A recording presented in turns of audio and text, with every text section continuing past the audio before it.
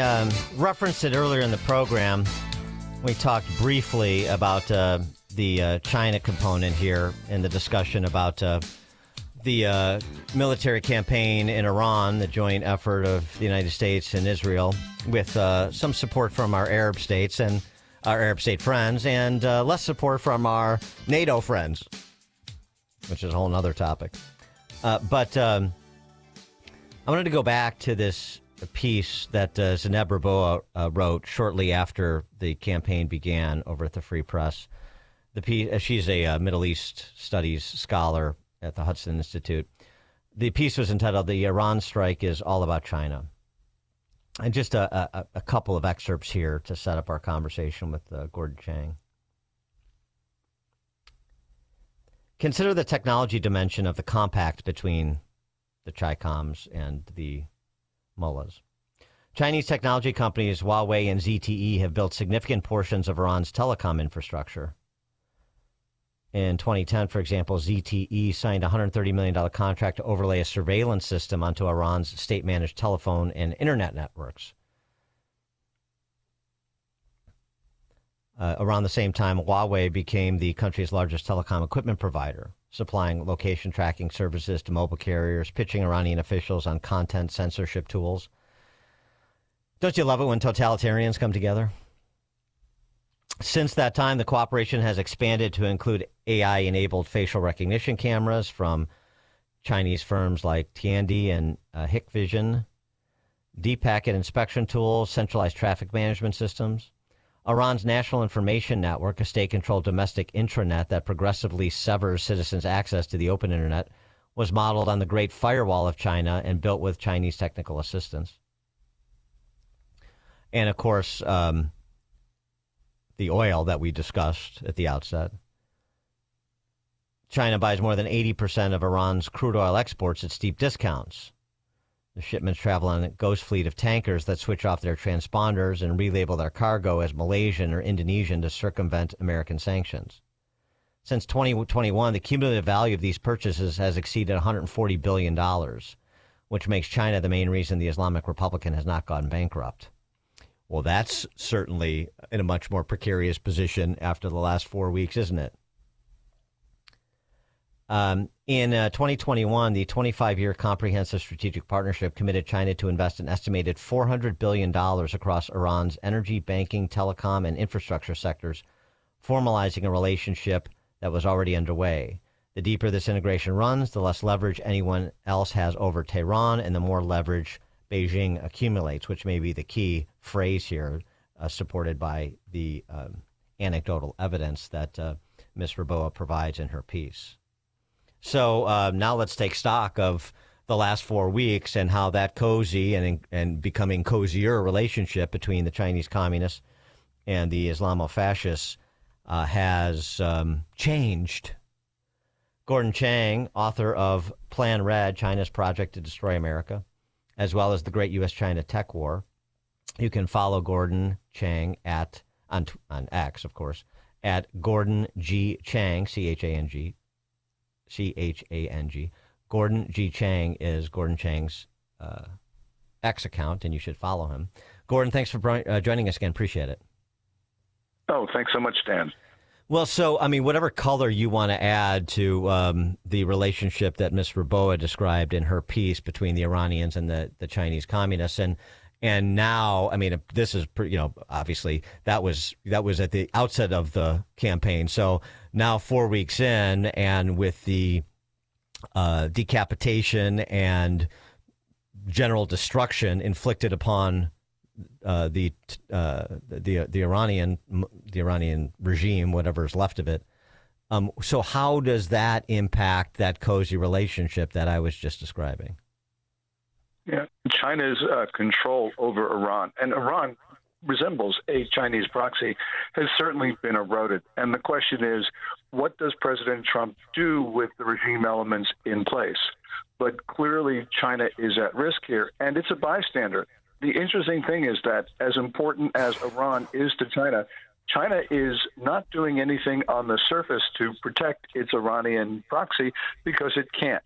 But China would be the biggest loser if the regime does change. because we've seen China's support for Iran, even in this war, is across the board, except for the provision of combat soldiers.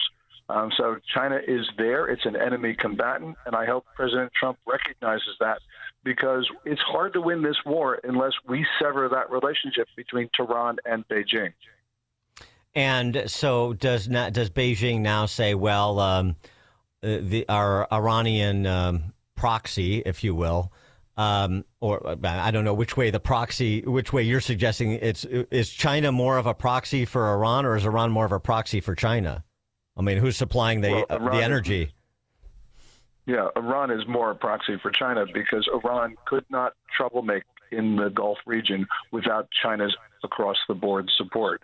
So, right. For instance, we see diplomatic support, propaganda support, weapons support, intelligence support.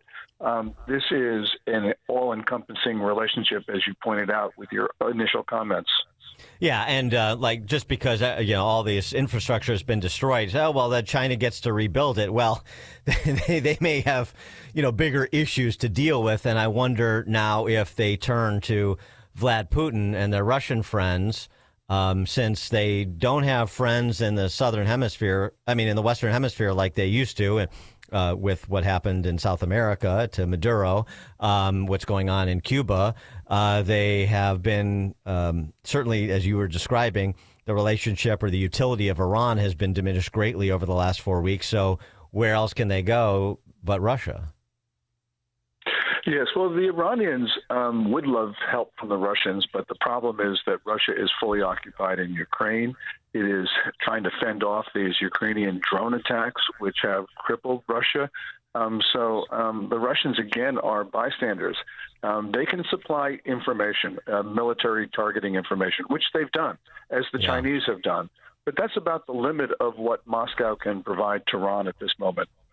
Well, what about the Chinese communists relying on Russia for the oil they were getting from the Iranians? Yes, and gas, because right now you have 6 Chinese tankers are stuck in the Persian Gulf and can't get through the Strait of Hormuz. But what's important, Dan, is that on Friday, 3 Chinese container ships tried to get through the Strait of Hormuz out into the Indian Ocean. They were turned back, but on Monday of this week, they were allowed through. And so there seems to be something going on between the mullahs and Beijing right now that has allowed these Chinese ships to get through the Strait of Hormuz. So how does, assuming that we hew to the timeline that Trump mentioned yesterday, 2 to 3 weeks, and that we accomplish the 4 objectives that have been stated and restated numerous times by Marco Rubio and others, which is, with respect to their weapons capacity mainly, and not so much regime change or even control of the Strait of Hormuz. So how does that inform the sit down that Trump is going to have with Xi in the spring? What does that do for Trump's leverage over Xi and China? That's a great question, and the answer is depends what President Trump does. So, for instance, I don't understand why our ships can't get through the Strait of Hormuz, but China's can. So President Trump would have enormous leverage over the Chinese if he were to seize those Chinese ships that are transiting the Strait of Hormuz. We need to give China some incentive to help us on Iran. And right now, they don't have that incentive because they're getting their ships through that critical choke point. So this has to be, I believe, if you want to open up the Strait of Hormuz, as President Trump does, you have to close it down first, because if you don't do that, Iran's going to continue to make a lot of money by charging those ships $2 million per transit. Well, I mean, Trump said in a post on Truth Social yesterday about the Strait of Hormuz, I've got some suggestion for those countries, specifically jawboning the Brits, but I think it's a general comment, for countries that rely on oil passing through the strait in a way that America doesn't. Here's my first suggestion to you: buy American. Should that apply to China? Well, it should apply to China, but it won't until the United States give China some incentive to buy American. It has, in fact, severely restricted and cut down its purchases of American energy over the last 6-9 months. So China's getting what it wants. We have the power to stop it. We're not using that power. And to go back to your question, President Trump would have enormous leverage in his May meetings with Xi Jinping if he were to use American power to close down the strait to Chinese shipping. So, I mean, my sense is that if you're Xi, that you're not terribly worried. You're going to find the oil and gas you need from somewhere. So that doesn't pose it poses perhaps this what's happened in Iran poses a little bit of a hiccup for them, but not something that's fundamental. Do they mainly see Iran as just a chess piece?